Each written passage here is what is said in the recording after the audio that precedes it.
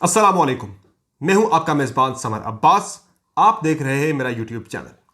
नाज़रीन, आज एक बहुत बड़ी और अहम खबर जो कि इस खित्ते के लिए बहुत बड़ी खबर है, पाकिस्तान और इंडिया के लिए बहुत बड़ी खबर है, बल्कि पूरी दुनिया के लिए ही ये एक अहम और बड़ी खबर है कि पाकिस्तान और इंडिया के दरमियान बाज़ाब्ता मुज़ाकरात शुरू होने जा रहे हैं। इन मुज़ाकरात में कश्मीर के मामले पर बातचीत होगी। भारत रजामंद हो गया है, बल्कि भारत की तरफ से ही पाकिस्तान के साथ रिसेंटली राब्ता किया गया है, जिसमें भारत ने अपनी ख्वाहिश का इजहार किया है कि वो पाकिस्तान के साथ मुज़ाकरात करना चाहता है। ये राब्ता नाज़रीन भारतीय रॉ चीफ समत गोयल और पाकिस्तानी ISI chief lieutenant general Faiz Hameed के दरमियान हुआ है। भारतीय जो रॉ चीफ हैं, उन्होंने ISI चीफ को ये कम्युनिकेट किया कि भारत पाकिस्तान के साथ मुज़ाकरात करना चाहता है और उसमें कश्मीर के मामले पर भी बात करने में भारत इंटरेस्टेड है। इस पर नाज़रीन हुकाम ये बताते हैं, ज़रा ये बताते हैं कि जब ये बातचीत हुई तो इनिशियली जब मैसेज आया भारत की तरफ से तो वज़ीर-ए-आज़म साहब तक ये चीज़ें पहुँची, तो ये डिस्कस हुआ सिविल और अस्करी लीडरशिप के दरमियान। उसमें ये तय पाया कि वाई नॉट, क्यों ना इस ऑप्शन को, मुज़ाकरात के ऑप्शन को एक्सप्लोर किया जाए। अब इसमें जो बैक चैनल राब्ते हैं नाजरीन, उन्होंने काम दिखाया है और ये बैक चैनल राब्ते 2013 से ऑनवर्ड चल रहे हैं, बल्कि उससे पहले के चल रहे हैं। 2014 में तो बहुत करीब पहुंच चुकी थी चीज़ें कि जहां कुछ डॉक्यूमेंट्स वगैरह भी तैयार कर लिए गए थे। SK लांबा और शहरयार खान साहब के दरमियान जो बैक चैनल राब्ते हो रहे थे, बैक चैनल डिप्लोमेसी हो रही थी, वो काम दिखाने लगी थी, फिर चीज़ें रह गई, आगे नहीं बढ़ सकी। बहरहाल अब चीज़ें हो रही हैं, आगे बढ़ रही हैं, मुस्बत सिमत में बढ़ रही है, पॉजिटिव डायरेक्शन में जा रही है। और ये जो मुज़ाकरात नाजरीन होने जा रहे हैं, रिसेंटली आपने खबर भी देखी होगी एक कि UAE ने पाकिस्तान और भारत को मुज़ाकरात की मेज़ पर लाने में अहम किरदार अदा किया है। तो मैं आपको ये बता रहा हूँ कि मेरे ज़रा ये कहते हैं कि UAE की तरफ से इसमें कोई किरदार अदा नहीं किया गया। हाँ, जो बातचीत हुई है हुकाम के दरमियान वो UAE के अंदर हुई, चूँकि उसमें दो वजूहात थी। एक तो कोरोना की वजह से ट्रैवलिंग रिस्ट्रिक्शंस भी हैं यूरोपियन कंट्रीज़ के लिए। पहले ये यूरोपियन कंट्रीज़ में मुज़ाकरात बातें हुआ करती थी, इस दफ़ा UAE के अंदर हुई हैं।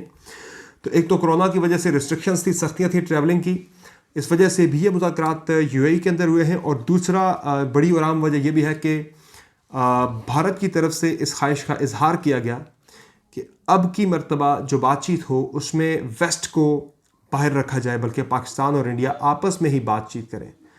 बल्कि इसमें अब वेस्ट को बाहर रखने के हवाले से इंडिया की सोच ये है कि अगर वेस्टर्न कंट्रीज़ बीच में आते हैं, इंग्लैंड, बाकी ममालिक, तो माजी में भी उनका रोल रहा, लेकिन वो चीज़ें आगे नहीं बढ़ पाई।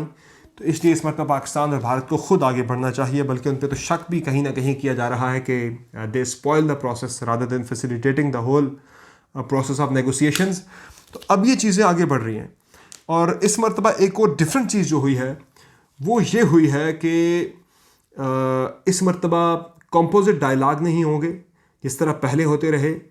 कंपोजिट डायलॉग से मुराद ये है कि तमाम जितने भी इश्यूज़ हैं सबको एक ही टेबल पे रख दिया जाता था और उन पे बातचीत शुरू हो जाती थी। किसी ना एक इशू पे बीच में अगर कंसेंसस पैदा नहीं होता तो पूरा प्रोसेस जो है वो स्पॉइल हो जाता था, पूरा प्रोसेस जो है मुतासिर होता था, सबोताज हो जाता था।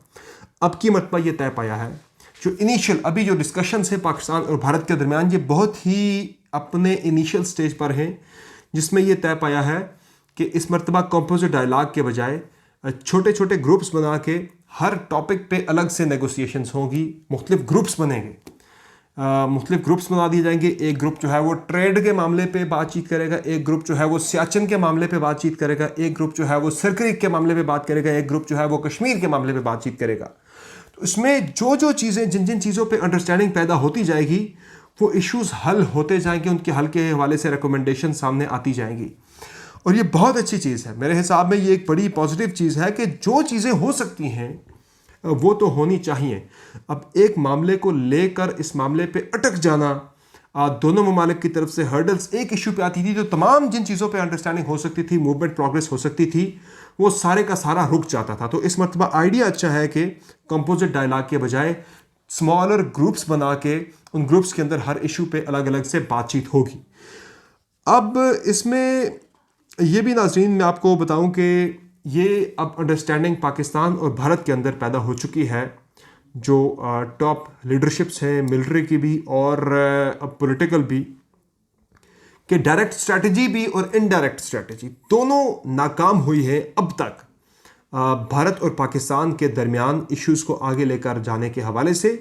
और जितनी भी जंगें अब तक हुई, जंगों में भी किसी किस्म की कोई प्रोग्रेस, कोई सोल्यूशन नहीं निकल सका। हाँ, जितनी छोटी छोटी पेशरफ्त हुई भी हैं, डेवलपमेंट्स हुई भी हैं, वो सारी की सारी टेबल टॉक पे मुज़ाकरात की मेज़ पर तय पाई हैं। इसलिए अब ये दोनों ममालिक जो हैं वो मुज़ाकरात करना चाहते हैं, आगे बढ़ना चाहते हैं। और पाकिस्तान के अंदर वो लोग जो शायद इस प्रोसेस पे सवाल उठाएं कि ये क्यों हो रहा है, ये गवर्नमेंट क्यों कर रही है, ये फ़ौजी क़यादत इस गवर्नमेंट में क्यों आके कर रही है, तो ये प्रोसेस नाज़रीन मुस्लिम लीग नून के दौरे हुकूमत में स्टार्ट हुआ था जब शाहिद हक़ान अब्बासी साहब प्राइम मिनिस्टर थे। उस वक्त चीज़ें बहुत करीब पहुंच चुकी थी, उनसे पहले चीज़ें बहुत, यानी कि ये प्रोसेस नवाज शरीफ साहब के दौर में शुरू हुआ था। शाहिद हक़ान अब्बासी साहब के दौरे हुकूमत में तो कहते हैं डॉक्यूमेंट तक तैयार हो गए थे, कुछ चीज़ें बहुत मेच्योर होने जा रही थी, लेकिन फिर कुछ हर्डल्स आ गई, उस वजह से ये मामला आगे नहीं बढ़ सके थे। बहरहाल इस मरतबा चीज़ें उम्मीद दोनों तरफ से की जा रही है, बड़ी पॉजिटिव एक होप है कि ये चीज़ें आगे बढ़ेंगी और मुस्बत सिमत में जाएंगी। एटलीस्ट टूरिज़म हो गई, ट्रेड हो गई, और इसके साथ साथ जो मेडिकल वीज़ाज़ हैं, कश्मीरियों के इस वक्त जो मामला हैं, देखिए पाकिस्तान का जो एक स्टैंड है कश्मीर के मामले पे, आर्टिकल 370 को तो पाकिस्तान वैसे ही नहीं मानता। ये 1950s में भी पाकिस्तान ने रिजेक्ट कर दिया था आर्टिकल 370 को। हाँ, 35A का मसला है पाकिस्तान को, उस पर भी अब जब मुज़ाकरात की मेज़ पे भारत आके बैठेगा तो उस पर भी भारत के साथ बातचीत होगी स्टेटहुड के हवाले से कश्मीरियों के। और दूसरा, इस मामले पे अब जब बैठेंगे तो ज़ाहिर है पाकिस्तान जब बातचीत करेगा तो ये होप एक्सप्रेस की जा रही है कि हुर्रियत, क़यादत, वो हज़ारों कश्मीरी जो कि भारत की गैर कानूनी हिरासत में हैं उन्हें छोड़ दिया जाएगा। पाकिस्तान जब उनसे नेगोशिएट करेगा तो उसमें कश्मीरियों को छुड़वाया जा सकता है जो हिरासत में हैं।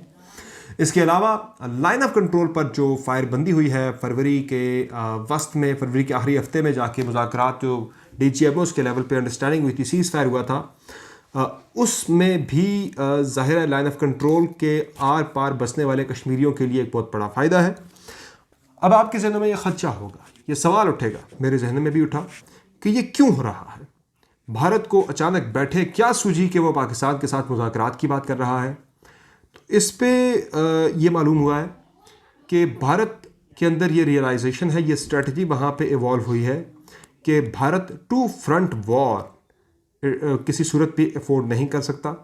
एक तरफ चीन का महाज, चीन के साथ भारत का महाज खुला हुआ है, वहाँ सूरत हाल काफ़ी टेंस रही है, और भारत पाकिस्तान से ज़्यादा जो बड़ी और सख्त थ्रेट जो है इस वक्त वो चीन को फील कर रहा है, वहाँ से उसको ज़्यादा ख़तरा महसूस हो रहा है। और अब ये मालूम हुआ है कि इंडिया के अंदर से भी इस तरह से जो मैंने मुख्तलिफ स्टडीज़ ज़रा देखी, चीज़ें देखी हैं, पता लगा है कि वहाँ उन्होंने एक स्ट्रेटेजिक शिफ्ट आ रहा है इंडिया के अंदर।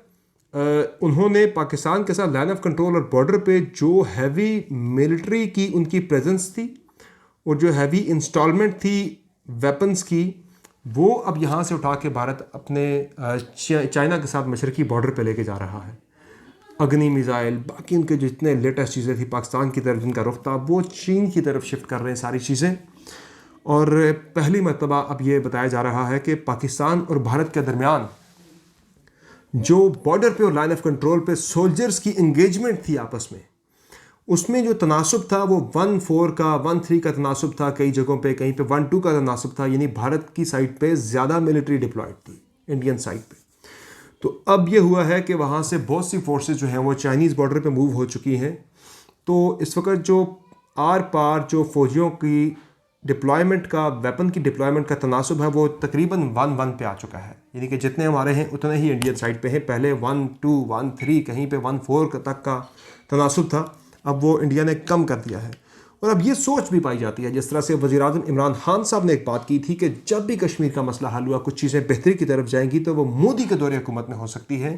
उसके पीछे ये सोच थी कि नरेंद्र मोदी जो हैं वो चूँकि राइटिस्ट हैं, उनके साथ जो दाएं बाजू की जितनी भी एक एक्सट्रीमिस्ट कुव्वतें हैं वो उनके साथ हैं।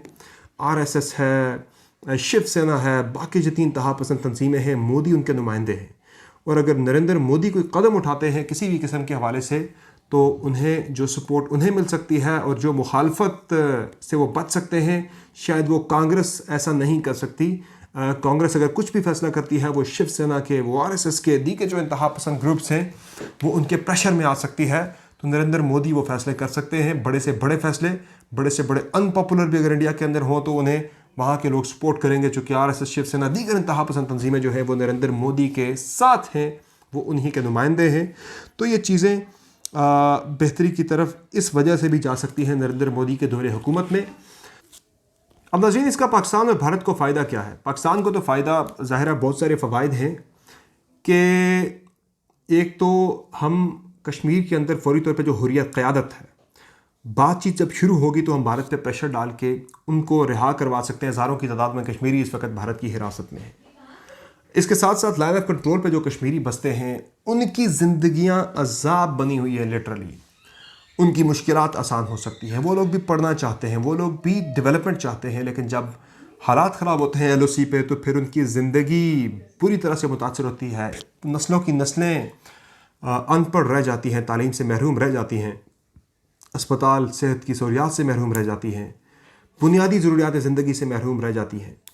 तो अगर अमन होगा तो दोनों तरफ कश्मीर के अंदर डेवलपमेंट होगी, टूरिज़म फ्लरिश करेगी और इसके साथ साथ नाज़रीन ट्रेड दोनों ममालिक के अंदर बढ़ती है तो दोनों ममालिक को, पर्टिकुलरली पाकिस्तान को ज़्यादा फ़ायदा है इसका। पहले हमारी ट्रेड बहुत अच्छी थी 80s तक, लेकिन फिर वो ट्रेड जो है हमारी जब सस्पेंड हुई तो उसके बाद फिर चीज़ें नहीं बन सकी, लेकिन हम बायलैटरल ट्रेड हमारी बहुत अच्छी बढ़ सकती है। उसका दोनों ममालिक फ़ायदा उठा सकते हैं, मुआशी फ़ायदा। फिर फैटफ के अंदर पाकिस्तान फ़ायदा उठा सकता है, जो भारत की तरफ से ओपनली आके मुखालफत की जाती है शायद वो ना की जाए। प्रॉक्सीज तो शायद चलती रहे, लेकिन ओपनली आके जो एक दूसरे की मुखालफत होती है शायद वो थोड़ी सी कम हो जाए। चूँकि हॉस्टिलिटी अगर कम होगी तो फिर चीज़ें और बेहतर अंदाज में आगे जाएंगी। और इसके साथ साथ जो हेल्थ के वीज़ाज़ भारत की तरफ से दिए जाते हैं सेहत के शोबे में, वहाँ पे इलाज के लिए लोगों के बेहतर, वहाँ पे ट्रांसप्लांटेशन की, लिवर की, बाकी चीज़ों की होती हैं सर्जरीज, वो ओपन हो जाएंगी। और इसके साथ साथ टूरिज़म के, ट्रेड के, दीगर चीज़ें होंगी। कश्मीरियों का आर पार आना जाने का सिलसिला शुरू हो जाएगा। जो आपस में डिवाइडेड फैमिलीज़ हैं वो एक दूसरे से मिलना शुरू हो जाएंगी। कश्मीरियों की आपस की ट्रेड, जो इंट्रा कश्मीर ट्रेड है, वो ओपन हो जाएगी। तो बहुत सारे एवेन्यूज़ जो हैं वो ओपन होंगे कश्मीरियों के लिए भी, पाकिस्तान के लिए भी। लेकिन पाकिस्तान अपना क्लेम जो है वो कश्मीर पे नहीं छोड़ने जा रहा। पाकिस्तान अपना क्लेम स्टेक जो है कश्मीर पे रखेगा, लेकिन अब जो स्ट्रेटजी है कि वो एक पैराडाइम शिफ्ट है कि अब पुरअमन वेज और मीन्स के ज़रिए, बातचीत के ज़रिए, आज तक जब भी फ़ायदा हुआ है दोनों ममालिक को, कुछ चीज़ें बेहतरी की तरफ गई हैं तो मुज़ाकरात की मेज़ पर ही गई हैं। अब अगर डायलॉग होता है तो उससे सबको वेलकम करना चाहिए, पाकिस्तान के अंदर भी, इंडिया के अंदर भी। चूँकि इस वक्त दोनों ममालिक जिस तरह की सिचुएशन से गुजर रहे हैं, कोरोना वायरस की वजह से, कोरोना वबा की वजह से बहुत बुरे हालात हैं। ह्यूमैनिटी जो है उसकी खातिर आपने देखा कि यहाँ से पाकिस्तानियों की कितनी ज़्यादा हमदर्दी उन्होंने एक्सप्रेस की है जब इंडिया के अंदर कोरोना की सूरत हाल इतनी ख़राब हुई है। एडी फाउंडेशन की तरफ से 50 एम्बुलेंसेस देने का ऐलान कर दिया गया।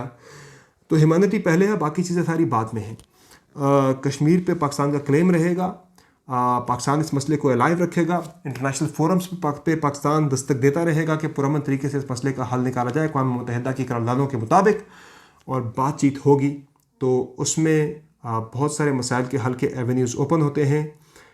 मैं तवक्को करता हूँ पाकिस्तान की इंटेलिजेंशिया से, पाकिस्तान की में जो हमारी पॉलिटिकल लीडरशिप है अक्रॉस द वाइड, उसमें आपकी अपोजिशन की पार्टीज़ हैं या फिर आपकी गवर्नमेंट की पार्टीज़ हैं, वो तमाम ही, गवर्नमेंट तो ज़ाहिर करेगी इस चीज़ को आगे लेके बढ़ेगी, तो अपोजिशन की पार्टी उसे सपोर्ट करेंगी, क्योंकि इसमें पाकिस्तान की बेहतरी है, इसमें कश्मीरियों की बेहतरी है, इसमें इंसानियत की बेहतरी है। समर अब्बास को इजाज़त दीजिए। अल्लाह हाफ़िज़।